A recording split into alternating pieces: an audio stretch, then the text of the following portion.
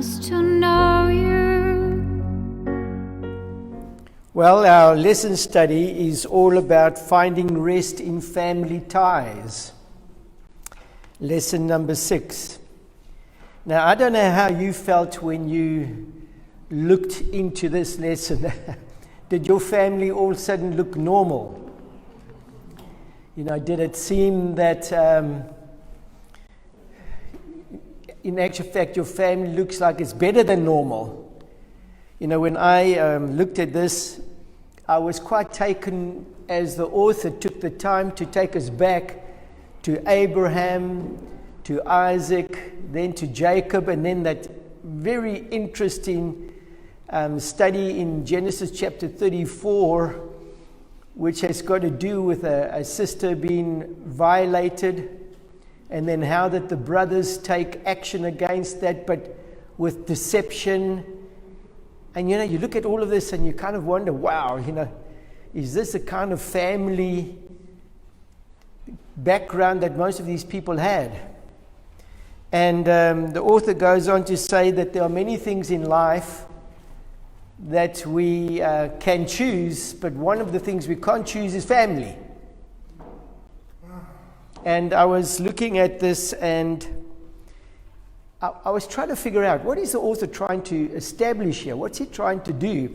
The lesson on Sabbath school section, if you go down to the very last chapter there, or verse there, or paragraph, I always like to see what the author is intending, and he says there, this week we turn to the story of Joseph and his family ties in order to watch God at work bringing healing and emotional rest despite dysfunctional family relationships. Now, when you just think of it, before we even get into the lesson, what I like to do is I go and read the different chapters that we are encouraged to do, the verses that we have to go and look at. And the thought that came to my mind was Joseph spoiled? Because when I look at it, sometimes because we show favoritism to somebody doesn't necessarily mean that they're spoiled. Because one of the things that I look at, how did Joseph manage to have such a life of integrity if it wasn't for some kind of training that he did get? Now, in the lesson study, remember, I don't follow the pattern of going Monday through to Friday. But in the lesson study, Joseph finds himself a slave. He finds himself on his way to Egypt. He gets sold as a slave, ends up in Potiphar's house. He has to learn a new language. He was a child, and now all of a sudden he is a slave. But what made him stand out in the end? Now, yes? Can I venture a comment that maybe leads to what you're driving at? In modern day terms, if we feel somebody is favored or is a favorite, we say mommy or daddy's pet. Now maybe they are mommy or daddy's pet because they are obedient and do what should be done, as opposed to us who would go. And maybe that was the character trait that Joseph had, and that's why his father loved him so much. Well, I think that's the direction I'm looking at. Remember, the very last study, which was on Thursday's one, it actually introduces us to the great controversy. So in looking at the story of Joseph, what is it that we are trying to understand? Now, we start off by looking at Joseph, who is given a multicolored coat. He's shown certain favoritism, and the brothers, when I look at them initially, they are really a bad bunch of brothers. You did not want to get on the wrong side of that family circle, which we pick up. But we also, if you go and read about it, maybe the author is still going to bring us to this, those brothers have a heart change. But what I'm trying to get at is when I think of Abraham, God called Abraham. God showed favor to Abraham. Now, in the lesson study, we constantly pick up that when Joseph arrives in Egypt, God shows him favor. When he ends up in Potiphar's house, God shows him favor. When he is challenged by Potiphar's wife and ends up in prison, God shows him favor. Now, it almost seems that one of the traits of a father is to show favor. When you think of Abraham, he has Isaac, but he also has Ishmael. And other sons. But what the interesting thing that I want you to look at here is that Isaac is showing favoritism by Abraham. Then Isaac has children, Esau and Jacob. But who does Isaac show favoritism to? Esau. To Esau. And then we see how that Jacob comes along and he shows favoritism towards Joseph. And then we read in God's word that you are a favored people, that you are the apple of his eye. Somehow there is this trend that the father looks down, and I like what Gerald brought out. In the story of the disciples, we have this 12 disciples, and yet we hear about John being the one who loved or was loved by Christ.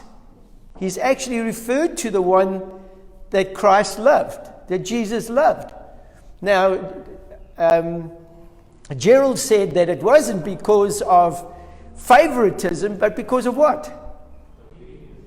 That the disciple showed an aptitude towards wanting to be closer to Christ than others.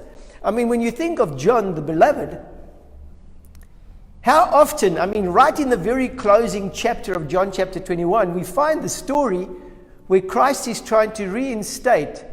Is it in John 21 now? I'm not sure. But trying to yes, it is in 21. To reinstate Peter. And he said, Peter, do you love me? Yes. Peter, do you love me? Yes. Peter, do you love me? Yes. And then they're busy walking along. But who's walking just in the shadow, in the background, while Jesus and Peter are talking? Who's in the close proximity? John is there. It's almost like John wants to be as close as he can to Jesus, even if it's got nothing to do with him. He wants to be with Jesus. When they're in the Garden of Gethsemane, where's John? He's in close proximity with Jesus. Peter, James, and John. When they go on the Mount of Transfiguration, what do we find there? Peter, James, and John. It's almost as if it's not that God is showing favoritism, but that the children in some way have chosen to be closer to the Father. Now, when I think of this, and I'm trying to understand here, Joseph makes a decision. Now, first of all, he comes from a family background that is really controversial. I mean, it's when the author took the time to show me what happened between Abraham and then he has Ishmael and Isaac, and how that there's this feud there, and then from there we have Jacob and Esau, and how that there's this deception going on there. You kind of wonder, did God now overlook these things, or what was it? So as I was looking at the lesson, I was trying to figure out not so much the heart of the Father, not so much the heart of the Father, but the heart of the child. Sorry, can I comment? To me, from almost a human perspective, it seems it's all right if you're the favorite, it's being favored, but if you're not, it seems pretty unfair towards, as we see fairness, towards the others. And even that comment has been made about Israel being the favorite. What about the other nations? Is that fair towards them in the it seems like from a worldly perspective it's unfair. Well, this is what I'm trying to get at. Does God show favoritism? Do you remember the story where Cornelius, a centurion, is praying, but God recognizes Cornelius? Now, what caught God's attention regarding Cornelius? See, I want you to look at something here. It's not that God is now showing or overlooking certain things, but somehow God's attention is being drawn to somebody all the time. I mean, think of the story of Job. The devil arrives in the presence of God. God has a discussion with the devil, and he says to him, "Have you considered my servant Job?" There was favoritism. Not favoritism.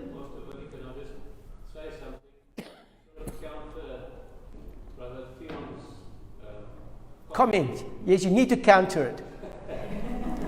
If we look at Cain and Abel, who did God approach to say, run away from evil?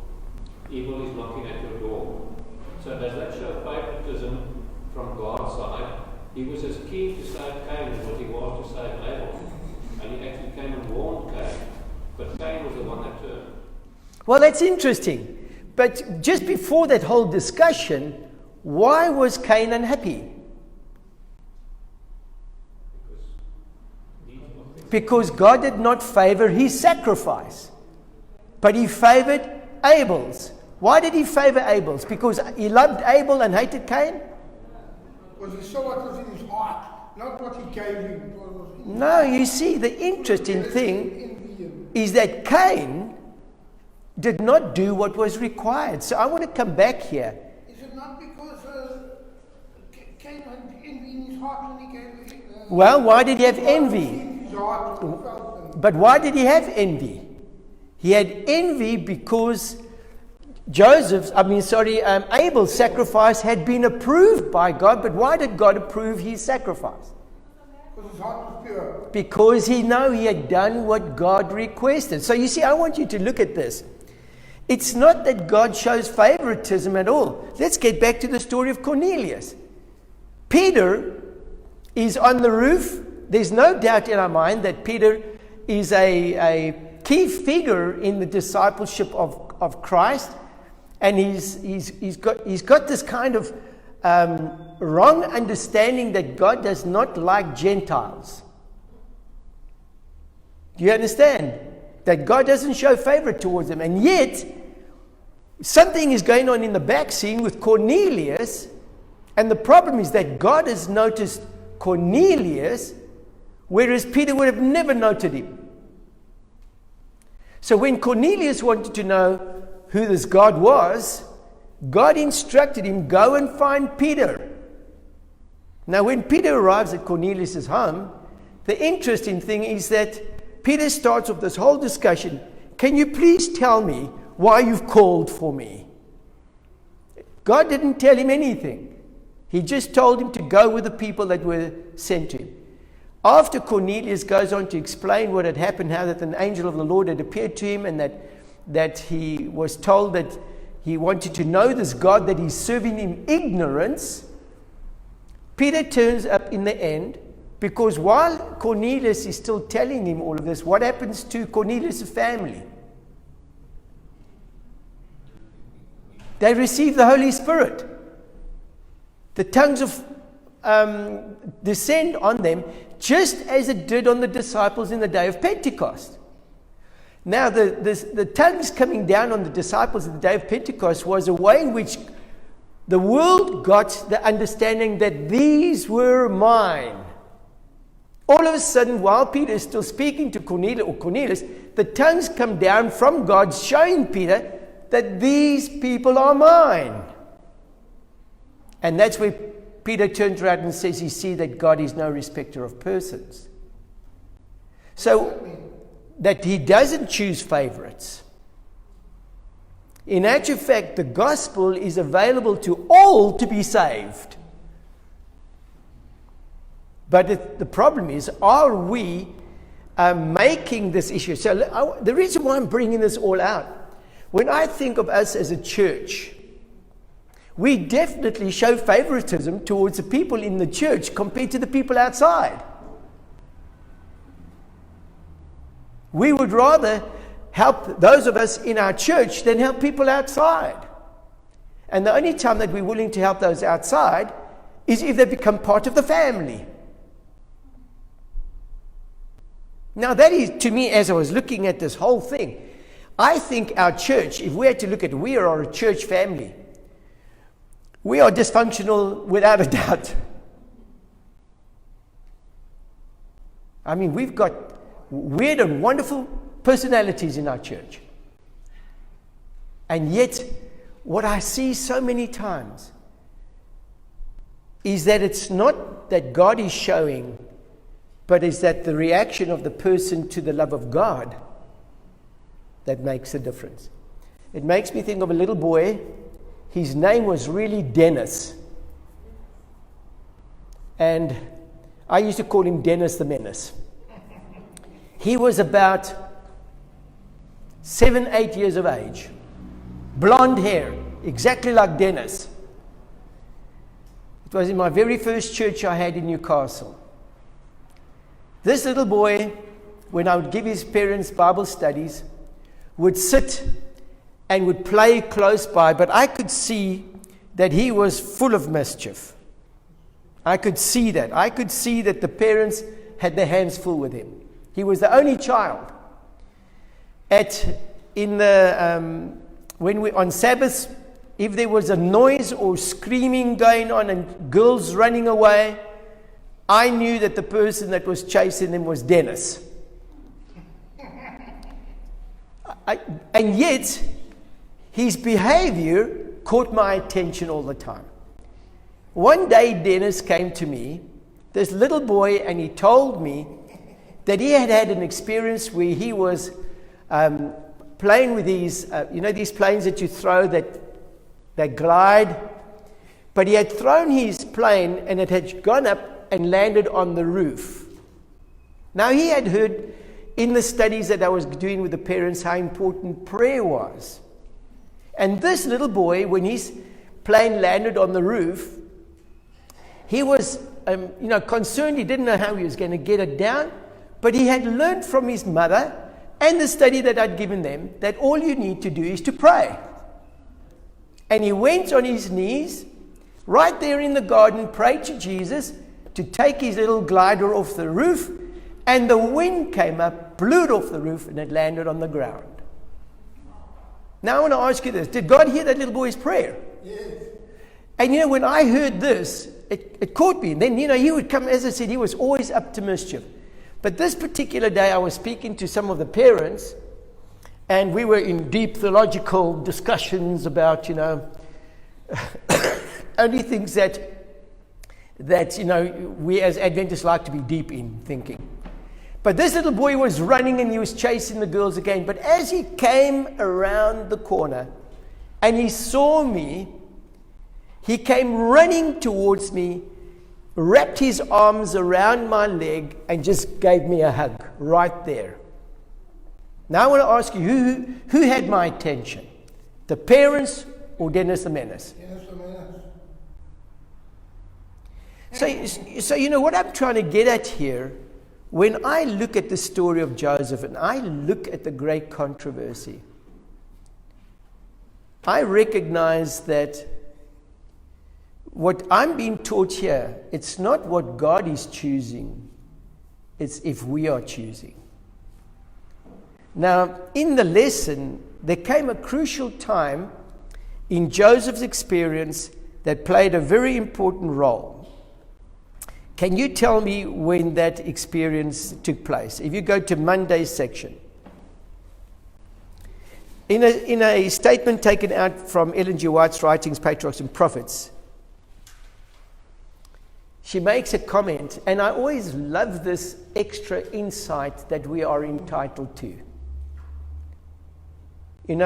So many times when I look at the Word of God and I look at some of the details, Genesis 34, I kind of wondered to myself, what was the whole objective of that study there? You know, what we were trying to get at. It just showed you how wicked the brothers were, how deceptive they were. And you kind of wonder why the detail. Then I see there, and I want you to look at this. There's a moment in Joseph's life. Pardon? It's where they had a tribe that had violated their sister, had them circumcised, and then while they were in their time of circumcision, they came in and slaughtered all the men. But go and read it. You should have done your homework. I have read it. Okay, good.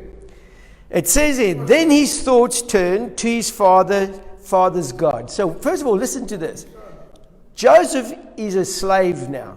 He's not favored anymore. Remember, I started off by asking you,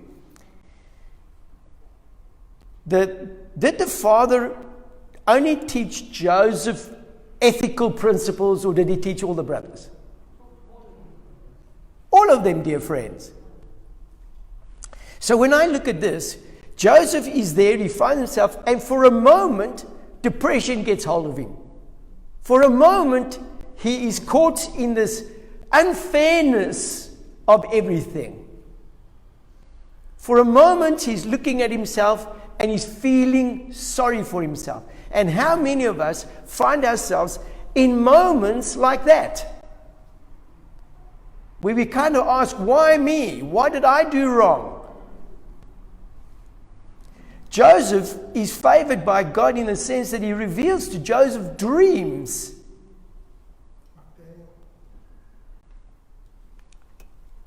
So what's going on here? Now listen to this. While he's still, as it says in the very last part, it says there, there's a second last, let me just see, it's a third last paragraph. I'm going to read this. What a change in situation. Okay, listen to the key word. What a change in situation. From the tenderly cherished son to the despised and helpless slave. Alone and friendless, what would be his lot in the strange land to which he was going? For a time, Joseph gave himself up to uncontrolled grief and terror. For a time, he gave himself over to uncontrolled grief and terror. Now, do you find those words kind of echoing in your own minds? Sometimes when you find yourself almost giving over to grief and terror. I mean, you know, dear friends, I was just saying to Paul earlier on, over the last 2 months, 3 months, I have seen a swing in the mood of people around me. People are showing signs of fatigue. They are showing signs that they are being punch-struck or dumb. They are showing signs of depression. I have not had as much people speaking to me before as I hear them talking to me now. Just this past week, I received a phone call where I was asked, please, Pastor, you need to come and see me. And I went to go and see the person. And they are strong Adventists, have been walking faithfully with God for years. And yet, we're experiencing grief and terror.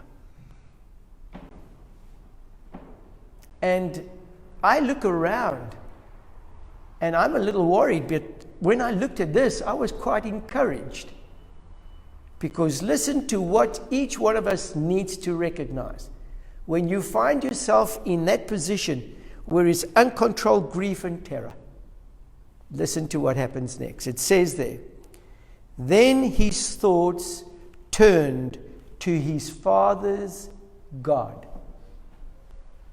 Now listen to this. What did the father, Jacob, get right? Teach him about God. He taught his children to know the God of Abraham, the God of Isaac, and the God of Jacob. It says there, then his thoughts turned to his father's God. In his childhood, listen to this now. In his childhood, he had been taught to love and fear him. What about Esau? They were also, but just let's first stick with this. Often in his father's tent, he had listened to the story, listen to this, of the vision that Jacob saw as he fled. Dysfunctional families, as he fled from his home, an exile and fugitive. So what does Joseph all of a sudden find himself in? He's not fleeing, but he's now an exile and a fugitive. So all of a sudden the experience of his dad becomes something that he can actually fall back on and build or make a decision, be motivated to make a decision like his father did. You'll see that it goes on. Now all these precious lessons come vividly before him. Joseph believed that the God of his fathers would be his God. He then and there gave himself fully to the Lord, and he prayed that the keeper of Israel will be with him in the land of his exile. Now that really got me. That even though I can imagine all the story that Jacob could have been telling the children, somehow he got it right to introduce a God that had compassion on mankind. And I can't help but think again of Jacob when Joseph's sons come to him. Do you remember? And it was time for them to receive the blessing. What does Jacob do when the sons are brought to him? Receive his brother. The father, Jacob, what does he do? He crosses his hands over. Oh, you know Jacob. Do you remember that? Crossed them over Manasseh and Ephraim. Correct. Joseph tries to put his hands on the older son and he puts his hands. But listen to this. Listen to this.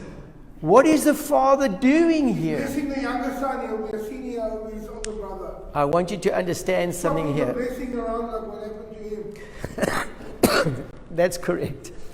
I want you to understand something here. Manasseh's blessing.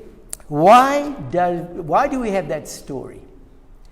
You think of what happened to Jacob and Esau. Who got the birthright? Jacob. And remember, it was said, the younger would be served by the older. When I look at all of this, what is it that makes the difference? What is it that makes the difference in this whole story? If you've chosen. But why did he favor Ephraim? We're not going to get caught up with that now. But I want us to look at something here. I want you to see that it's the relationship that you are developing with God. Do you have that burden in your own heart? Have you made the same decision as Joseph in exile to be close to Christ? You know, I can't help but think of Paul where he says, I want to know nothing save Jesus Christ and Him crucified. Now, what happens after this decision is made? What happens? Tell me the rest of the story now. Joseph is there. He's sold as a slave. What happens next?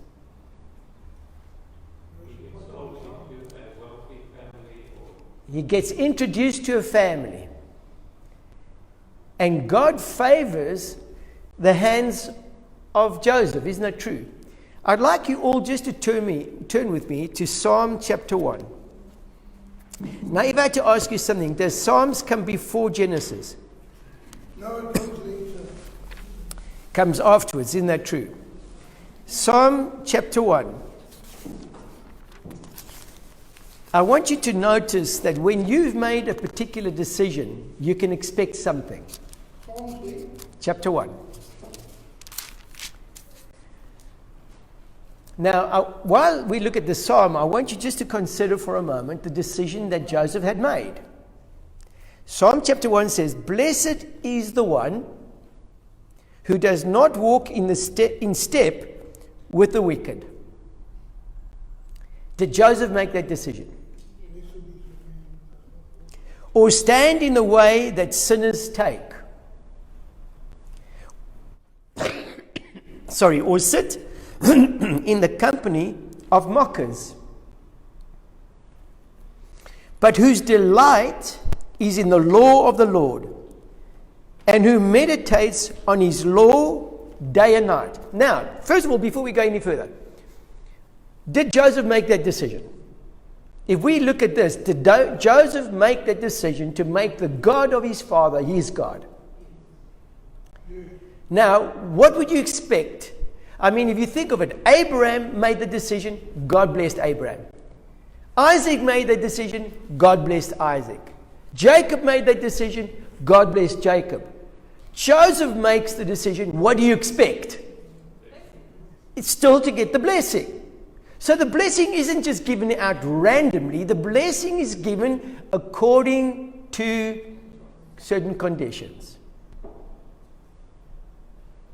You understand? What does it say next? That person is like a tree planted by streams of water, which yields its fruit in season, and whose leaf does not wither. And then what's the next verse or the next thought? Whatever he does will prosper. Why does Joseph receive the blessings of God? Why is it that when he's in Potiphar's house, everything he does, to the extent that Potiphar, according to the word, Potiphar didn't even know the extent of his blessings. All he knew about was the bread that he had. But who knew about everything in Potiphar's house? Joseph. Joseph had become a blessing to Potiphar's house because of the decision that he had made. And God blessed the hands of Joseph. Now, I'm going to ask you this question. Why is it then that we as a church sometimes don't seem to receive this beautiful promise in our lives where it says, whatever they do prospers? Why is it then that sometimes we look at that we are somehow lacking there? Because the most interesting thing is we would think that this circumstances here with Potiphar is that he went into extremely wealthy circumstances. But what's the next thing that happens? Now there's a test in Potiphar's house. What happens in Potiphar's house? Potiphar's wife shows an interest. Now, I love the way that the author said that, this is where Joseph's good looks wasn't in his favor. Because Potiphar's wife couldn't keep her hands off him. And yet, what do we see there that's so incredible? When I looked at that, a thought came to my mind, and this is found on Genesis chapter 39. And this is where we have the story of Potiphar's wife and her interest in him, and and Joseph's response to it. So I want you just to see something. We first of all need to understand that Joseph made a decision. And his decision wasn't based on circumstances. His decision was based on the grounds that he wanted to, as we read there in Psalm 1, not be involved in the counsel of the wicked, not to walk in their ways. This woman's trying to get him on several occasions to do it. But he turns around, and in Genesis chapter 39, verse 9, will somebody read that to me, please? Because there is a key thought that comes out there, which also 2 weeks ago, when we had the lesson, a study on David, and Nathaniel coming to David and telling him the story about the man who had the sheep and all of that, and a lot of sheep, and then the one who had only the one sheep. What's it say in verse 9? You got it there. There is no one greater in this house than I, nor has he kept back anything from me but you, because you are his wife. How then can I do this great wickedness and sin against God? And sin against who? You see, I love this. He didn't view the relationships that he had with people as relationships with people. He viewed the relationship that he had with people as a relationship he would have with God. And when I looked at that, the thought that came to my mind is, in Psalm chapter 1, it says there, verse 3, that person is like a tree planted by streams of water, which yields its fruit in season, and whose leaf does not wither. Just explain that to me. What does it mean for the leaves to not wither? Evergreen. Okay, what does it mean to be evergreen? To bear fruit throughout the year. To bear fruit throughout the year, yes. I'm needing something more than that. Think. Prosperous. Pardon? You're always prosperous. Yes, but I'm looking for something here. It's an evergreen tree. What does it mean about that tree? It never changes, dear friends. If it's spring, it's the same tree. It's still got all its leaves. If it's winter, it's the same tree. It's still got all its leaves. It's not the circumstances that make the tree. You see, Joseph had already chosen that no matter if it was good or bad, he would be that tree that would never change its leaves. He doesn't change his integrity towards the people while he's in a good position in Potiphar's house. Because how do I know that he's a tree that never changes? Because his circumstances changed from where it was like a summary situation, where he's in Potiphar's house, having incredible blessings, he ends up in prison.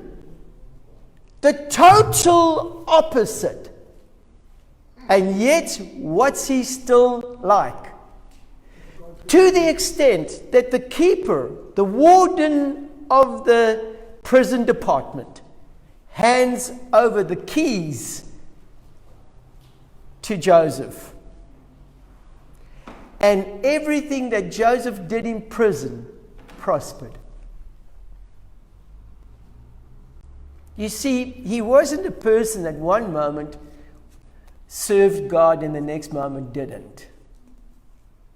He wasn't a person who I would call a fair weather Christian. He was an all weather Christian. And when I looked at this, I couldn't help but wonder to myself, how many of us, when we are challenged, finding ourselves in a wicked situation, respond differently to when everything is all right?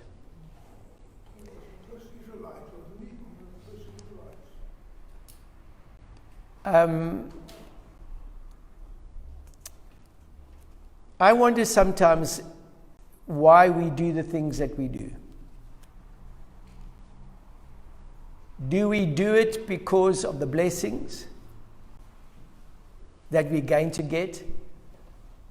Or do we do it because it's right? Did you hear what I'm asking? So somehow I'm asking you this question. To be faithful, coming back to what you read now, Ethel, he turns around and says that his master has held nothing back from him having control over, except for what? His wife. What do you see about Joseph here that is very important? What was it that made Joseph survive? Now, in the lesson study, the author refers to Hebrews 11. You had to go and look at Hebrews 11, where Abraham Isaac, Jacob, Joseph, and all of them are brought out. What is Hebrews 11 all about? So what are we hearing about Abraham, Isaac, Jacob, and now we have Joseph? What is it that we are hearing about them? That they were people who lived by faith. Now the question I'm asking really is this. Was Joseph doing what he did because of faithfulness? Or was he doing it because of the reward? Faithfulness. Do you hear what I'm trying to say to you? How many times when you don't get the reward, I mean, can I use tithing as an example? Sometimes people will come to me and say, you know, Vali, we've paid our tithe, but man, we're still struggling. God is not giving us our reward. You know, it says in Malachi that if I pay my tithe, He will open up heaven and pour out such a blessing on you that you won't have enough room to receive it. And then as a result, you do that, but then, you know, you find that you're still struggling. My question is, why were you doing it in the first place? For the reward? Or because of faithfulness? Probably for the reward. Do you hear what I'm asking you? When I look at the story of Joseph, when I look at the story of Abraham that the author touches on, I can't but conclude that what I learned from them is that they were people who were living by faith. The fact that Joseph can turn around and say that I will be sinning against God is a clear indication to me that he didn't live by what he saw in the presence, but lived by what the great controversy is all about. Do you understand what I'm trying to show you? How many of us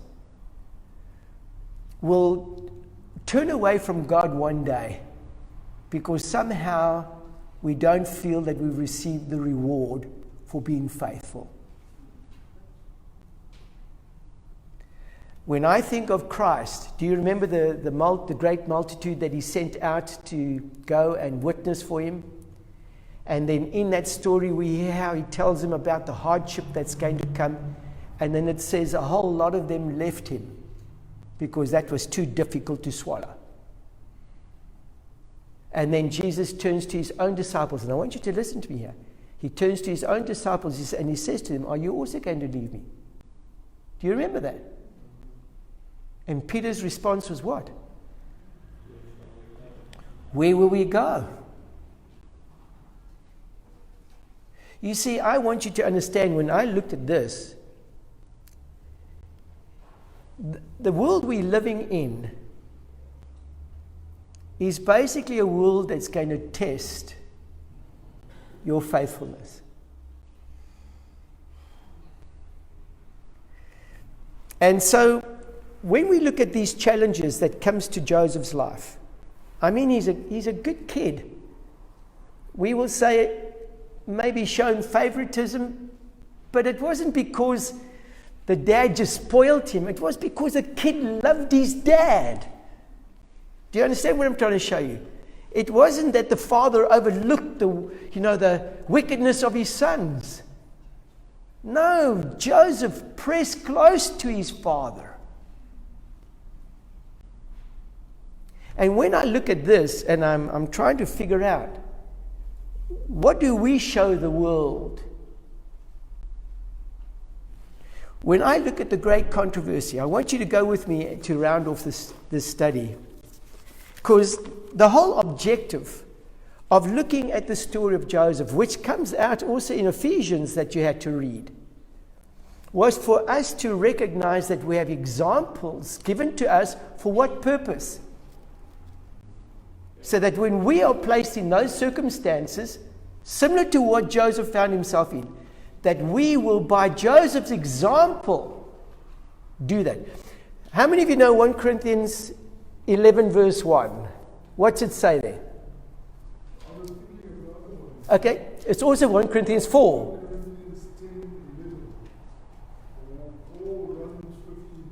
Oh yes, but okay, you use Okay, go back to 1 Corinthians 11 verse 1 first then. 1 Corinthians 11 verse 1. What's it say? Be ye followers of me, even as I am of Christ. Okay, well, what does it say? Be ye followers of me, as I am of Christ. So what I'm going to ask you, what are we learning from Joseph's life? If Joseph could say something to you today, he would be saying, be ye followers of me as I am a follower of Christ. You know, what I see here is that each one of us has to make a decision. Joseph made a decision. Sorry. Joseph made a decision that his father's God would be his God. He didn't just inherit it. He didn't just have it all of a sudden falling on him. He had to make that decision that the God of Abraham, the God of Isaac, the God of Jacob would be his God. He followed the example of his parents. Now I want you to go with me to as I said, to round off to James. James chapter 1.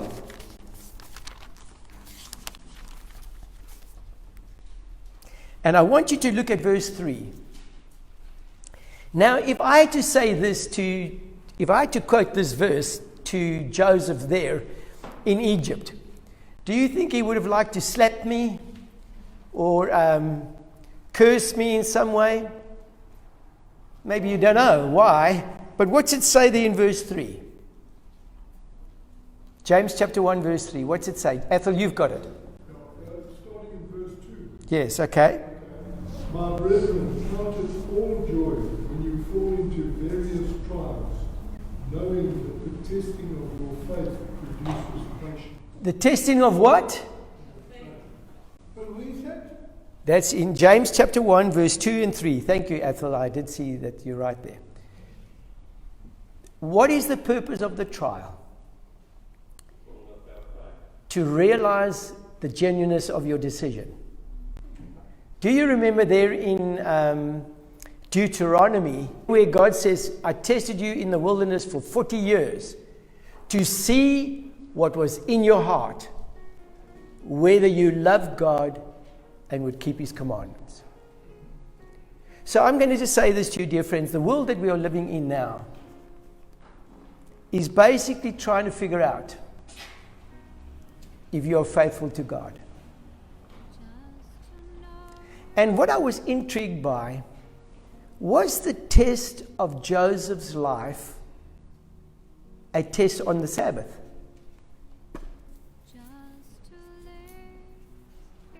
Do you hear what I'm asking you? Was Joseph tested on the Sabbath? Or was he tested on the principle? Do you understand what I'm showing you? Many of us will be saying we are faithful to God because we're here. But I'm going to ask you, what are you like with the other things? And Joseph had made a decision in his heart not to sin against God. No matter where he was. It wasn't just on the Sabbath. When he was tempted by Potiphar's wife, he had made a decision. He had made a decision to be honorable to God. Dwells on